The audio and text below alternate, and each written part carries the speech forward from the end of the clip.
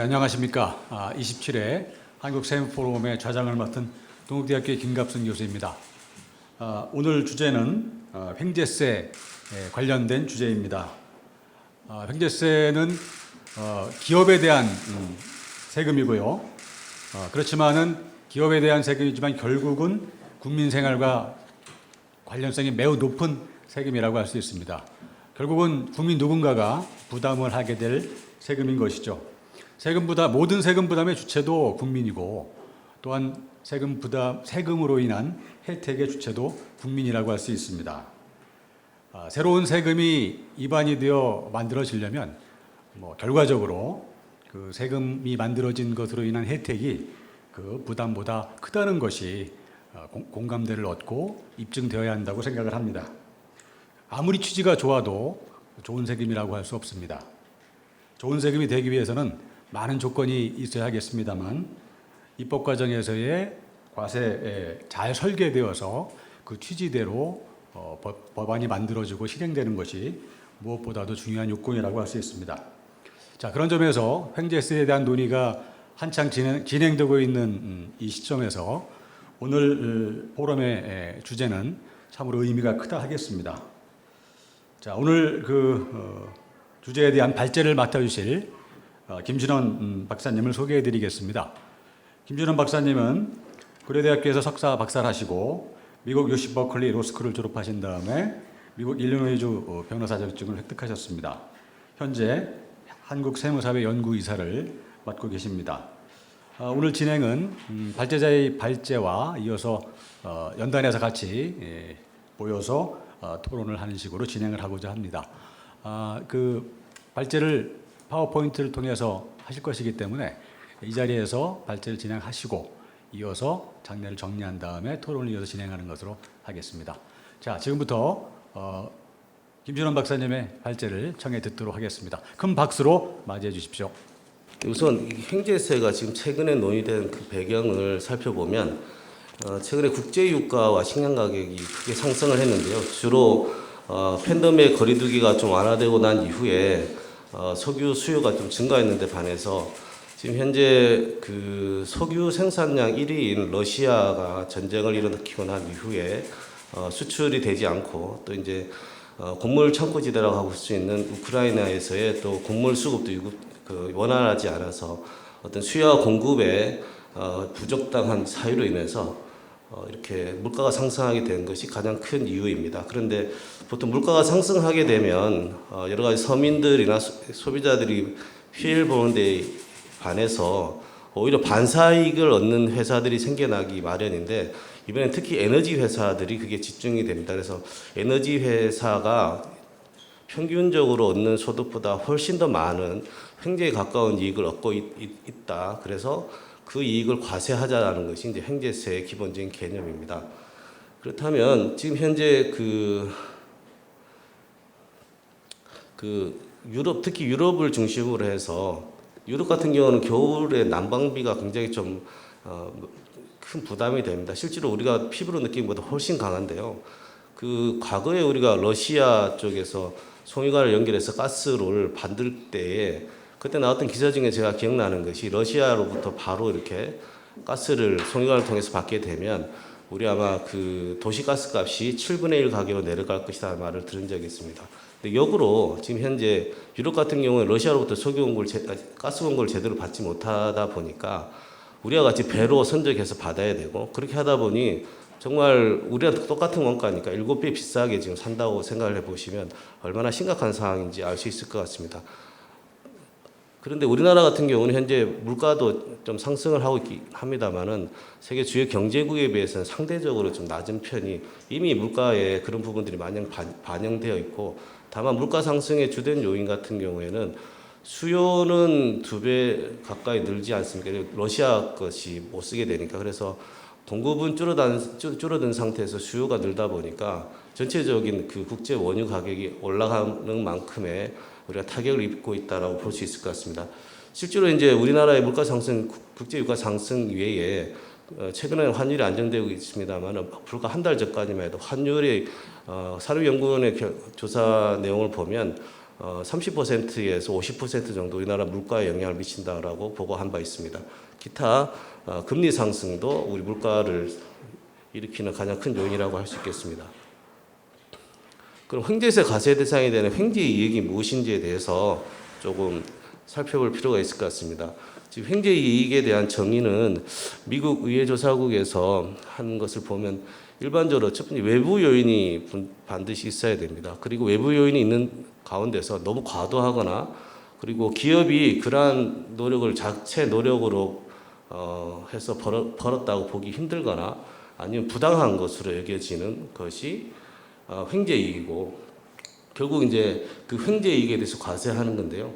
우리나라 입법조사처에서는 횡재세는 기업이 외부 효과에 의해 비정상적으로 시장에서 유리한 입지를 선점하게 되어 부당하게 높아진 수익을 과세하기 위해서 고안된 것이라고 정의하고 있습니다. 그러므로 오늘 다룬 이 횡재세가 얼마만큼 과도한 것인지 또 이게 부당한 것인지 그리고 정말 횡재할 만한 것으로 봐야 하는지에 대한 기본적인 정의 자체도 우리가 좀 개념적으로 정립해야 될 것 같습니다. 물론 이제 오늘 두 의원님께서 발의하신 발의안을 가지고 구체적인 과세 요건에 대한 타당성에 대해서도 말씀을 드리겠지만 기본적인 개념 체계는 확실히 법학에서 중요하다라는 것 말씀을 드리고 싶습니다. 경제학에서는 이제 우리 경북대 경제학과 나원정 교수님께서 지난번 세미나 때 윈드폴 그러니까 횡재세죠. 그다음에 초과 이윤세 두 가지를 이렇게 경제학적으로 구분을 할 수 있다라고 해서 정의를 설명해 주셨는데 윈드폴이라는 게 어원을 찾아보니까 옛날에 영국에서도 이제 땔감으로 나무를 이렇게 많이 썼는데 다 이제 산림 같은 경우도 국유지 아니면 개인 귀족들이 다 가지고 있던 거라서 몰래 이렇게 나무를 벌채해서 쓰는 경우가 있었답니다. 그것을 방지하기 위해서 굉장히 엄한 처벌법이 있었고 그런데 폭풍이 불어서 쓰러진 나무를 베어가는 것은 이렇게 눈 감아줬다고 합니다. 그래서 서민들 입장에서 이게 완전 횡재였기 때문에 그래서 윈드폴이 횡재라는 개념으로 이렇게 쓰이기 시작했다고 합니다. 어쨌든 그 윈드폴 텍스라는 것은 경제학에서는 가격이 극단적이고 갑작스런 상승에 따른 발생하는 이윤이라고 보는 것이고 또 뭐 초과 이익세는 우리 물가 상승 중에 독점 기업이 가격 인상에 따라서 얻는 이윤이라고 이렇게 구분은 학술적으로 할 수 있다고 합니다. 근데 나원희 교수님도 발제 때 이거는 실질적으로 구분이 불가능하다라고 생각하고 저도 마찬가지로 뭐 가격이 윈드폴 프라핏처럼 저런 상황에서 인플레이션이 안 일어난다는 보장이 없고 인플레이션 반드시 등장하고요. 그다음에 반드시 독점 기업이 저것을 이렇게 할 수 있다라고 보지는 않습니다. 그래서 실질적으로 실무상에서는 횡재이익과 초과이익을 거의 동일시하고 영어식 표현으로 보면 유럽에서는 서플러스 혹은 익스프레스 프라핏이라고 많이 쓰고요. 미국에 있는 법안들은 하나같이 윈드폴 프라핏 텍스라고 이렇게 좀 이렇게 섞어서 좀 양분되어서 쓰는 것 같습니다. 아까 말씀드린 산업연구원의 최근 인플레이션 원인에 대한 조사 결과를 보면 에너지, 식품의 수입물가 상승하고 환율에 의해서 이렇게 원가가 상승하고 있습니다. 그래서 실질적으로 우리나라의 그 횡재세 부과 대상이 되는 정유 회사들 같은 경우에는 사실상 석유 회사랑 정유 회사는 좀 다르거든요. 석유 회사라는 것은 실제로 시추해서 기름을 뽑아내는 회사들을 얘기하고 정유 회사는 그 원유를 가져다가 정제해서 휘발유, 경유 등으로 이렇게 그 스트림해서 판매하는 회사를 뜻합니다. 그래서 실제로 국내에 있는 국내의 정유 회사들은 그렇게 환율의 영향을 또 받고 또 원유 가격이 상승한 것을 원재료로 해서 제품을 생산하기 때문에 실제로 우리나라가 외국의 유럽에서 또 미국에서 횡재세를 도입한다고 해서 그게 우리나라에 맞는지에 대해서는 좀 더 면밀하게 볼 필요가 있습니다. 특히 최근 그 수입 물가 형태를 보면 가장 상단 이쪽에 두 번째 칸에 보이는 게 이제 원유입니다. 천연가스. 그런데 우리나라가 이제 수출 제일 많이 하는 것이 반도체인데요. 반도체와 관련된 부분들 보면 제 하단에 있습니다. 즉 현재 우리가 반도체와 정유가 국내 수출의 1, 2위를 다툴 정도로 정유가 그렇게 수출을 많이 하는지를 사람들은 모르더라고요. 이렇게 1, 2위를 다투는 품목인데 공통점은 또 국제적인 시장 가격에 의해서 영향을 대단히 많이 받습니다. 특히 반도체 같은 것도 우리나라 기업이 1, 2위를 차지하고 있지만 실제 메모리 반도체 같은 경우는 시장의 그 수요에 따라 가지고 가격이 굉장히 영향을 많이 받습니다. 그런데 우리가 그 매 분기별로 그 주식이 아니라 기업의 영업이익 같은 것들 발표되지 않습니까? 그래서 뭐 삼성전자가 역대 뭐 11년 만에 최고의 그 영업이익을 실적을 거뒀다. 뭐 이런 기사들은 여러 번 보는데 그것을 보고 이거 너무 횡재한 거 아니야? 이렇게 그 반도체 가격이 급등했기 때문에 일어나서 이것은 별도로 과세해야 된다라는 말은 제가 한 번도 들어본 적이 없는 것 같습니다. 그런데 현재 이제 외국에서 일어나는 그 석유 회사에 대한 과세에 대해서 우리도 석유를 판매하는 사람들이 있으니까 사실 정제된 석유지 않습니까? 거기에 대해서도 환경이익을 과세해야 된다라는 논리가 당연히 받아들이는 것은 좀 문제가 있지 않나라는 제 개인적인 생각입니다. 그런데 왜 이렇게 우리나라에서 이렇게 문제가 되느냐는 것은 사실 그 경제학적으로 아까 경제학은 그나마 어떤 이론적인 그 횡재이익이 뭔지 초과이익이 뭔지에 대한 개념적으로는 접근했지만 법학에서는 이거 자체를 아예 시도도 하지 않았거든요. 조세법에서 특히. 그래서 실질적으로 이런 문제가 발생한 것은 국내 과세 체계에서 초과이익에 대해서 과세하는 개념 자체의 정립이 없었기 때문이라고 봅니다. 일단 그럼 다른 주요국의 횡재세 도입 과정을 좀 보겠습니다. 특히 유럽연합 같은 경우는 이제 에너지 가격을 안정화하기 위해서 여러 가지 방안들을 지금 긴급하게 내려놓고 있습니다. 첫 번째가 에너지 가격 상한제입니다. 처음에는 이제 피크 시간대 수요 감축은 이제 간접적인 방법인데 수요를 감축하게 되면 뭐 예를 들어 이제 발전소를 짓는다든지 기본적으로 들어가는 초기 비용들을 갖다가 더 이상 확대하지 않아도 되기 때문에 실제로 가스가 도입되지 가스 가격이 올라가게 되면 또 전기를 많이 쓸 수밖에 없지 않습니까? 그런 측면에서 보면 그 피크 시간대에 가격을 통제한다든지 아니면 수요를 감축시켜서 좀 수요가 좀 줄어들게 되면 그만큼 투자 비용이 적게 되니까 당연히 소비자 가격은 떨어질 거라는 것 때문에 실시하고 있고요. 두 번째는 실제로 전력 생산하는 기업에 대해서 수익을 상환시키는 것까지 이렇게 하고 있습니다. 그리고 소비자들에게도 이제 인센티브를 도입해서 적게 쓰는 경우에는 훨씬 더 요금을 깎아준다든지 이런 기본적인 노력들을 하고 있고요. 그 다음에 한 가지 방법으로 추가적으로 이제 기여금, 연대 기여금이라는 형태로 횡재세를 부과한다는 것입니다. 횡재세를 부과해서 얻는 수익은 이미 이제 지출될 곳이 정해져 있는데요. 우리 직접 소비자들에게 이전해서 이제 따뜻한 겨울 날 수 있도록 도와주는 것과 그 다음에 그 소비를 감축하는 기업에 대한 인센티브로 해서 각종 세제 감면을 준다든지 직접적인 지원을 하는 것을 계획하고 있습니다. 또한 지금 이제 러시아에 종속되어 있는 이 에너지 분야에 있어서 독립할 수 있도록 재생에너지 개발 쪽에 사용할 수 있도록 이렇게 지원을 분배하겠다는 계획을 가지고 있습니다. 이 유럽연합의 이제 그 연대기금이라고 불리는 횡재세 같은 경우는 기본적으로 러시아의 에너지 의존도를 탈피하는 게 가장 주 목적이라고 볼 수 있습니다. 그래서 재생에너지 비율을 최대한 45%까지 높이겠다 해서 실제로는 자금의 거의 대부분은 인센티브로 이렇게 지급할 것을 계획하고 있습니다.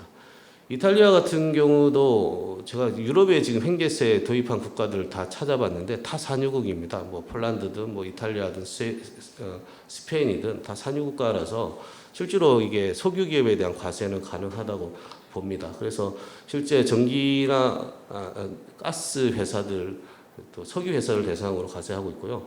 특징적으로 이탈리아는 이게 단기 순이익이 아니라 그 기간별 부가치를 해서 부가치의 차이에 대해서 횡재이익으로 보겠다라는 건데 여기 좀 문제가 있는 것이 여기에 기업의 실질적인 영업 활동에서 횡재이익이 뭔지를 나타내는 수치로서는 이게 부적당하다는 겁니다. 우리나라 법안에서도 마찬가지로 문제는 지적할 건데요. 실제로 횡재이익인지 어떻게 되는지에 대한 나누는 것이 아닌 거죠. 예를 들어서 M&A를 해서 갑자기 기업의 부가가치가 상승하고 매출액이 늘었다 그러면 이게 횡재이익하고는 상관없을 수도 있는데 그런 부분들이 좀 제대로 나타나지 않는다는 거죠. 그래서 이게 위헌 제청이 이미 된 상태라서 횡재세 법안은 좀 이탈리아 같은 경우는 좀 봐야 될 것 같습니다. 다음으로 독일 같은 경우는 이제 도입을 이제 하기로 최근에 발표가 났습니다. 그래서 33% 여기도 기간별로 해서 2018년부터 2021년의 평균보다 높아진 2022년과 2023년에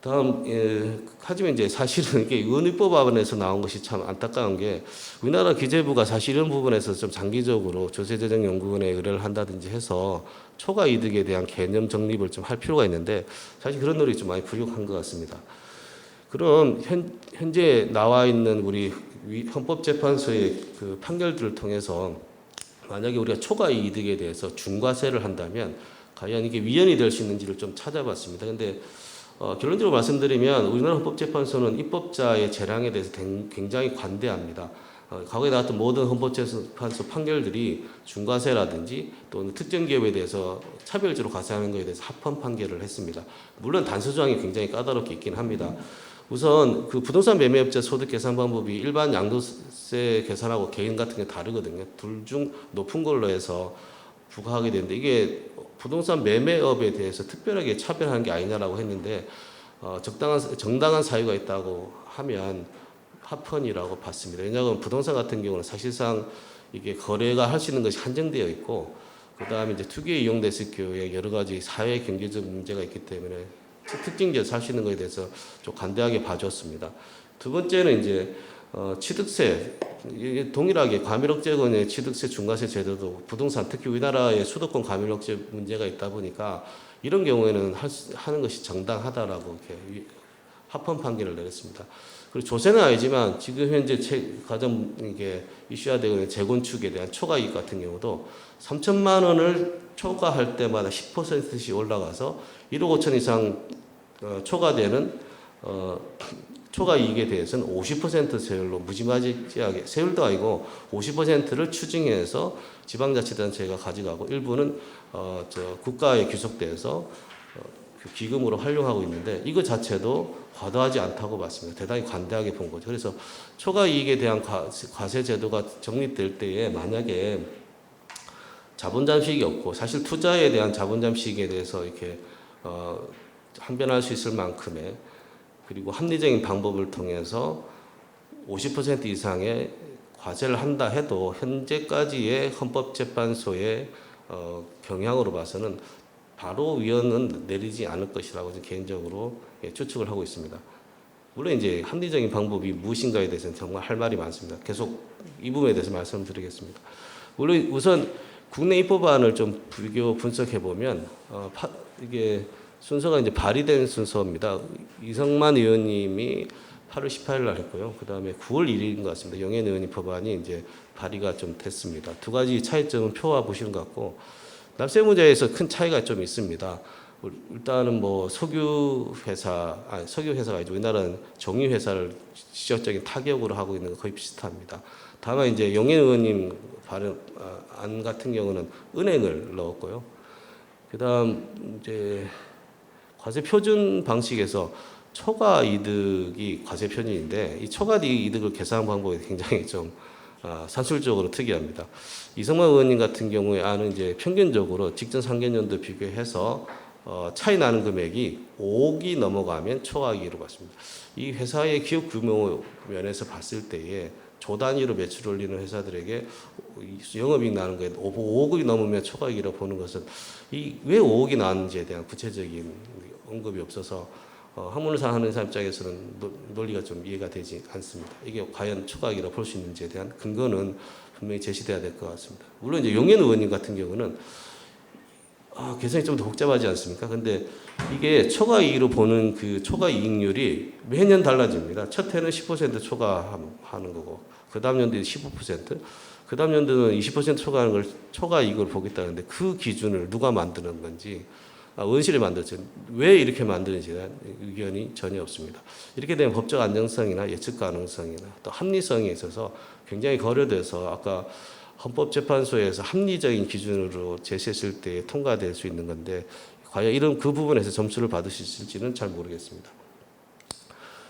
구체적으로 이성만 의원님 안건을 좀 자세히 더 보면 지금 현재 그 목적이 국제유가를 비롯한 원자재 가격의 급격한 인상을 정부가 유류세에 대한 탄력세를 적용했음에도 오히려 독점 기업이 가격을 결정하게 되는 상황을 극복하기 위해서라고 되어 있습니다. 용현 의원님 발의안도 보면 일본의 경제 환경에 급변하는 상황에서 국제 경제 위기 속에 경영 혁신이나 혁신 투자 등 기업 자신의 노력을 통해 얻을 수 있는 정상 이익을 과도하게 넘는 초과 이익에 대한 한시적 과세라고 되어 있습니다. 그러면 이 두 발의안이 발의하게 된 그 목적에 맞춰서 과연 이게 과세 대상에 대한 납세 의무자라든지 그 과세 표준에 대해서 정당한지는 좀 살펴봐야 할 필요가 있을 것 같습니다. 일단 그렇다면 과세 요건 중에서 과세 요건이 네 가지인데요. 납세 의무자, 과세 대상, 과세 표준, 그리고 세율 네 가지를 과세 요건이라 하고 우리나라가 일본의 법률을 좀 영향을 받았습니다만 이 네 가지 과세 요건을 꼭 법률에 정해야 되는 것을 과세 요건 법정주의라고 이렇게 부릅니다. 조세 법률주의라고도 부르죠.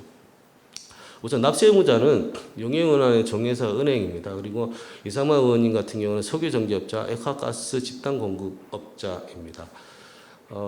아까 말씀드린 나원정 경제학과 교수님 같은 경우는 정유업계가 시장의 독과점 지배력을 이용해서 인플레이션 기간 동안에 너무 이렇게 이익을 많이 얻었다라고 해서 꼭 과세해야 된다라고 이렇게 얘기하셨는데 산업연구원의 연구 결과를 보면 좀 약간 얘기가 다릅니다. 왜냐 그러면 현재 정유업계의 높은 마진율 원인이 독과점적 시장 구조를 보기에 너무 자료가 빈약하다는 거죠. 특히 지금 현재 제품 가격이 국제 가격으로 결정되는 경우에는 국내 시장의 독과점은 그다지 영향을 미칠 수 없다라는 것이 산업연구원의 결과입니다. 정반대 의견이라고 볼 수 있습니다. 그 다음에 해외 석유 회사랑 국내 정유 회사를 동일한 잣대에 놓고 지금 납세 의무자를 하는 것이 과연 정당한지에 대한 답변은 좀 많이 피하시더라고요. 그래서 실제로 지금 현재 일단 독점 기업이라고 그랬는데 국내 정유 회사가 4개밖에 없지 않습니까? 이게 독점화된 이유가 사실은 1994년까지 정유업을 할 수 있는 허가제였거든요. 대신에 조건이 굉장히 까다로웠습니다. 60일간 쓸 수 있는 기름을 저장할 수 있는 저장 시설도 갖춰야 됐고 여러 가지 요건들이 좀 많았죠. 이제 그게 완화되면서 등록제로 이제 1995년에 바뀌고 이제 뭐 보유 기간도 45일로 줄여졌는데 그러면 이게 돈 남는 거고 이익이 많이 되면 여러 대기업들이 정유회사를 할 것 같은데 아직까지 4개밖에 없는 이유는 굉장히 이게 플러스레이팅이 심합니다. 이익이 어떨 때는 왕창 잃어버리고 몇 조 단위로 잃어버리고 또 얻을 때는 있고 평균해서 보면 거의 다른 일반 업종과 다르지 않는데 투자 대비해서 너무 이게 요동치는 효과가 많아서 안정성이 좀 없습니다. 그래서 국내 4대 정유사 같은 경우도 외국 기업과 연합하는 형태라든지 예를 들어 뭐 GS 칼텍스처럼 이렇게 외국의 자본을 좀 들어왔다든지 아니면 SOL 같은 경우는 사실은 이란 혁명 이전에 이란 회사랑 합자 회사였는데 지금 그쪽이 너무 혁명화돼서 이슬람 국가 바뀌면서 SOL을 단독으로 남게 된 케이스고 실질적으로 이제 한 회사가 하기는 굉장히 어렵습니다. 그래서 사실 독점적인 구조는 국가가 기간 산업으로 키우기 위해서 한 것이고 하라고 해도 사실은 이게 초기 투자 비용이 워낙 많이 들기 때문에 안 하거든요. 근데 최근에는 그래서 오히려 석유화학 부분으로 넘어갑니다. 여러분들이 많이 들어본 케미칼 회사들이 마진율이 상당히 좋습니다. 정유 회사보다 훨씬 높기 때문에 정유 회사로 투자하지 않고 오히려 케미칼 쪽으로 많이 새로운 회사들 투자하는 경향이 있습니다. 그래서 사실 독점이라고 뭐 대기업의 횡포 뭐 이런 거는 정유업계에서 상당히 좀 한 번은 생각하고 말해야 될 부분입니다. 그래서 실제로 지금 현재 거의 횡재세를 도입하거나 논의하는 국가들은 산유국입니다. 우리나라는 동해에서 가스 나던 게 작년에 끝나가지고 사실은 우리도 산유국이 한 10여 년이었는데 지금 현재 산유국이 아니지 않습니까? 100% 정유만 하는 경우인데 실질적으로 이 원유 가격이 20달러에서 100달러 올라가면 시천원 비용은 똑같습니다. 늘 들어가는 비용인데 근데 갑자기 5배를 많이 벌지만 정유하던 곳은 20달러에 들어도 원유를 100달러에 들어가가지고 하는 거기 때문에 실질적으로 횡재했다고 볼 만한 이익인지에 대해서는 좀 생각해 봐야 됩니다. 동일한 잣대에서 볼 수 없다는 거죠.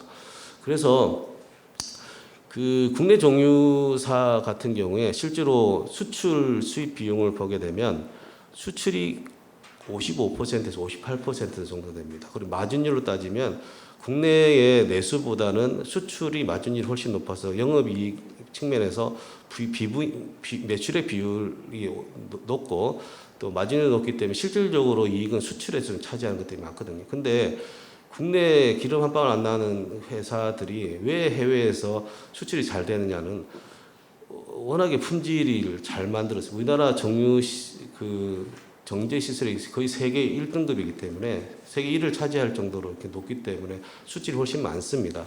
그런 측면에서 보면 외부 시장 요인 때문에 이제 기업의 노력 없이 얻었다는 그 횡재이익이란 그 정의에 정유사는 좀 따뜻할 것 같습니다. 사실은 이렇게 기술 개발하지 않고서는 그렇게 수출을 많이 할 수가 없거든요.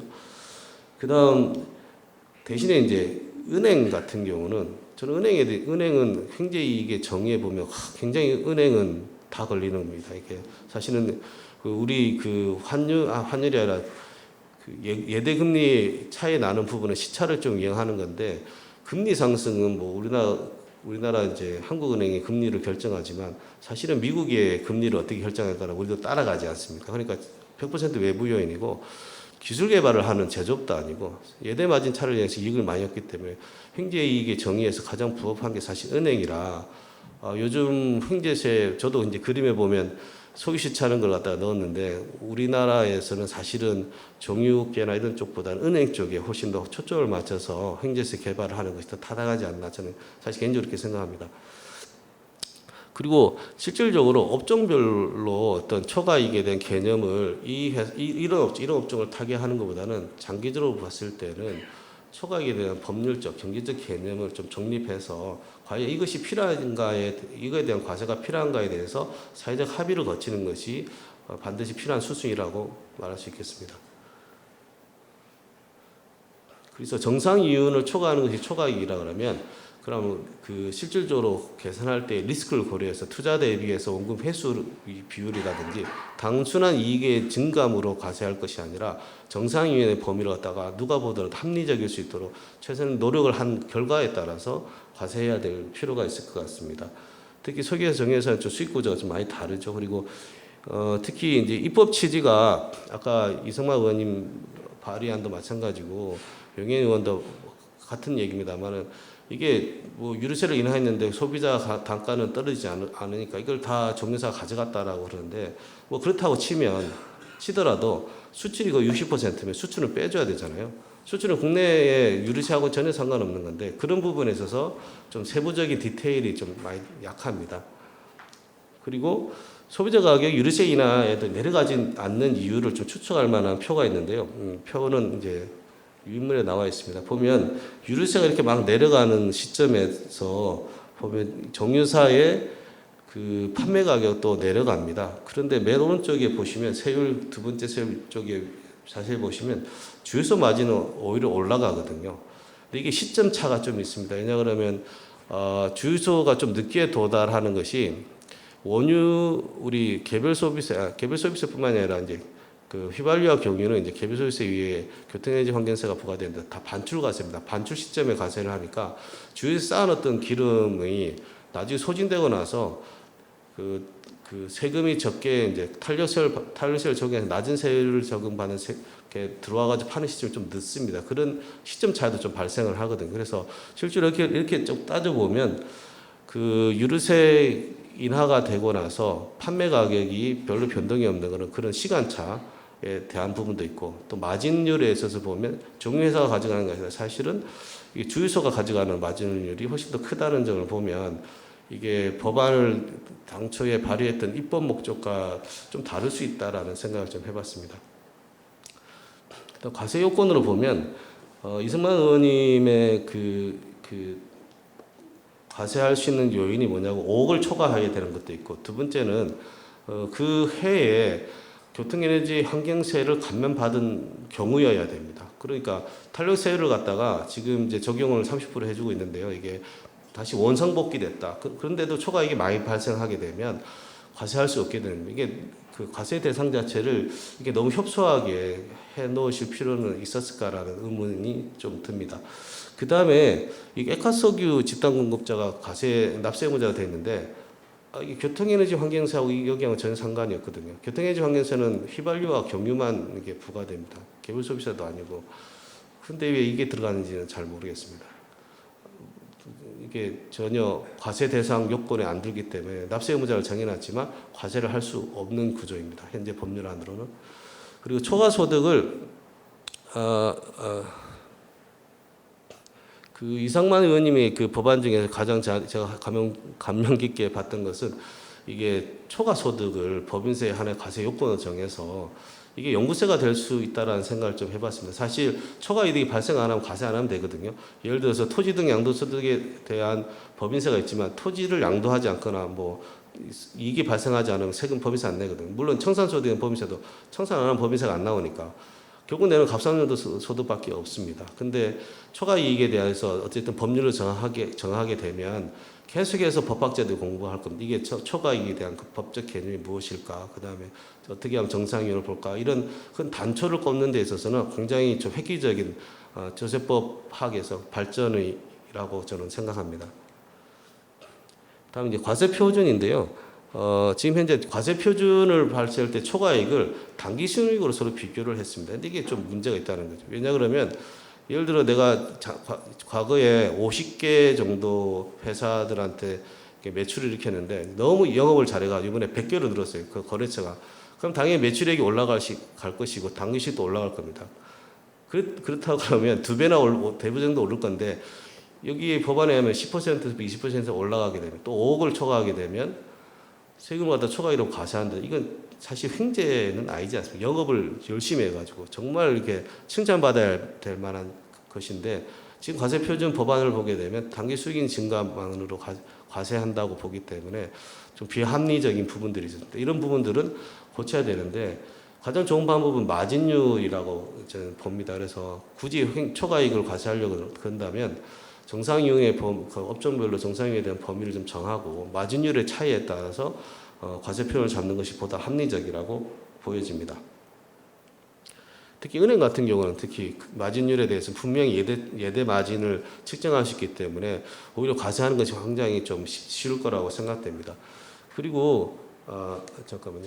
과세 표준에 있어서 이게 세무상으로 과세 표준을 산정하는 방법이 기본의 세법 체계 내에서 있거든요. 단기순에 무조건 과세하는 방법으로는 맞지 않습니다. 이 가산유도 소득을 개선하기 위해서는 이게 그 여러 가지 그 세무상 조정들을 좀 많이 하거든요. 그래서 실제 은행 같은 경우에는 예를 들어 단기순이익으로 또 하게 되면은 우리가 영업이익은 많이 발생했는데 단기순을 줄이기 위해서 급여를 갖다가 상여를 갖다가 다 줘버리게 되면 단기순이 뚝 떨어집니다. 그럼 그런 경우에 단기순이익에서 역으로 발산해서 이렇게 횡재에 가까운 이익을 얻은 은행의 임직원들한테 주는 성과급에 대해서는 송금불산입 시켜서 과표에 다시 산입시켜야죠. 그런 노력들이 없습니다. 그런 디테일에서 이 두 법안이 좀 약하다는 점을 지적하지 않을 수 없습니다. 다음 이제 세율인데 헌법상의 과잉금지 원칙을 좀 준수하려고 그러면 적당한 세율이 좀 돼야 될 것 같습니다. 우리가 일반적으로 횡재했다 그러게 되면 우리가 살면서 복권 당첨, 로또 1등 당첨이 아마 가장 횡재라고 할 수 있을 것 같아요. 금전적으로.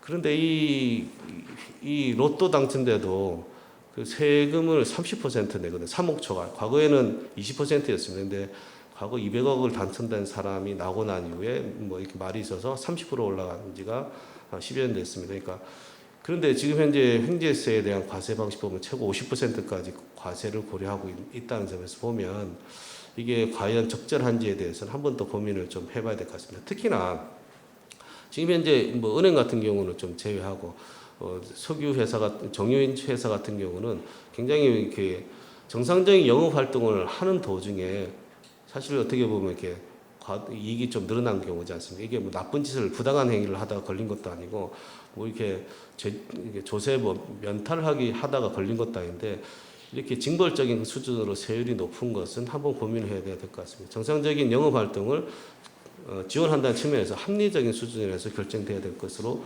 보입니다. 특히 이건 한번 말씀을 드려야 될 게 지난번 세미나 때 제가 말씀을 못 드려가지고 나온준 교수님께서 이게 그 과세표준 산정할 때 2020년 손실을 왜 고려 안 하냐는 질문을 많이 받는데 2월 결손금 제도가 있으니까 그거 하면 되지 뭐 이렇게 할 필요가 뭐 있냐라고 했는데 제가 좀 그때 시간이 없어서 못 드렸는데 꼭 이 말씀 드리고 싶습니다. 이게 지금 현재 기존에 그러면 석유회사, 정유회사들이 세금을 안 내고 있었던 게 아니잖아요. 늘 세금을 내고 있던 회사인데 갑자기 초과이익이라고 해가지고 세금을 더 많이 과세하게 되면 그에 대응되는 뭔가에 따른 이렇게 투자 유인 효과, 예를 들어 투자했을 때 세액 감면이나 이런 것들을 줘야 되는데 그거 없이 일반적으로 세금 냈을 때 이율 교수 그냥 넣어주면 된다라고 하는 것은 너무 이게 불합리하지 않냐라는 거죠. 이거는 기본적으로 원래 내던 세금에도 늘 이율 교수금 할 수 있었던 건데 초과이라고 더 많이 과세하게 되면 그에 상응하는 다른 어떤 혜택들도 지어져야 되는 것인데 너무 이렇게 쉽게 이렇게 답변하신 것 같아서 오늘 우리 정정해서 꼭 말씀드리고 싶었습니다. 그다음에 세액 감면 같은 경우 우리나라는 지금 현재 발의하는 세액 감면이 전혀 없는데 외국 같은 경우는 세액 감면을 굉장히 확대하고 있어서 이게 좀 투자 유도 측면에서 특히 사실은 정유 산업이 우리가 지금 지난번에 올해 상반기 수출량 2위거든요. 근데 이게 사실 사양 산업이잖아요. 50년 뒤에도 정유 산업이 그렇게 대단할지는 모르겠습니다. 그렇다면 빨리빨리 이렇게 다른 것으로 이렇게 전환할 수 있도록 유도할 수 있도록 이렇게 투자를 유인해주고 대체 에너지 개발하는데 정유 회사들이 오히려 적극적으로 뛰어들 수 있도록 이렇게 투자 감면 효과들을 투자를 유도할 수 있는 것들이 필요한데 현재 법안은 그런 것들이 좀 약한 것 같습니다. 전혀 없죠 지금. 이거는 시간 관계상. 그래서 결론적으로 이제 국내 정유사에 대한 횡재세 도입은 다소 좀 성급하지 않나 개인적으로 생각합니다.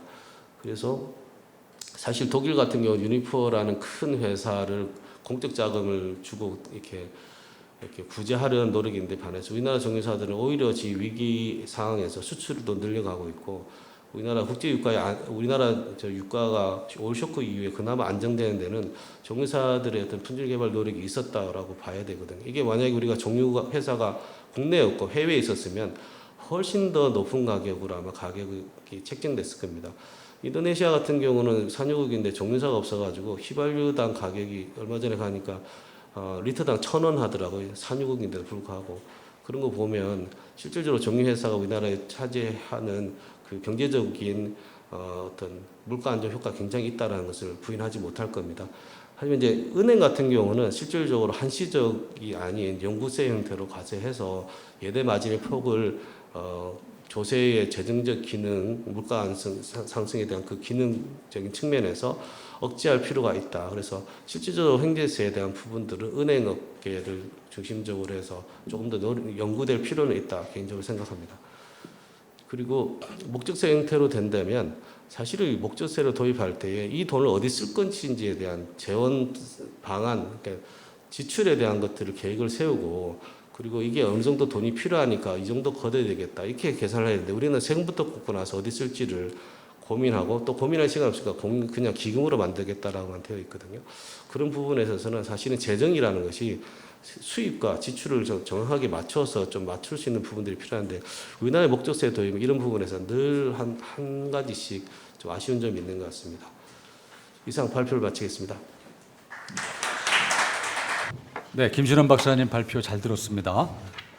실무 전문가이자 법학자인 발표자께서 누구보다도 횡재세와 관련된 아주 깊이 있는 발제를 해주신 것 같습니다. 횡재세의 법적 개념에 대해서 다뤄주셨고요. 주요국의 도입 현황, 그리고 입법 목적 관점에서의 도입 타당성, 또 국내 입법안에 대한 조세법적 또 입법론적 검토를 심도 있게 해주셨습니다.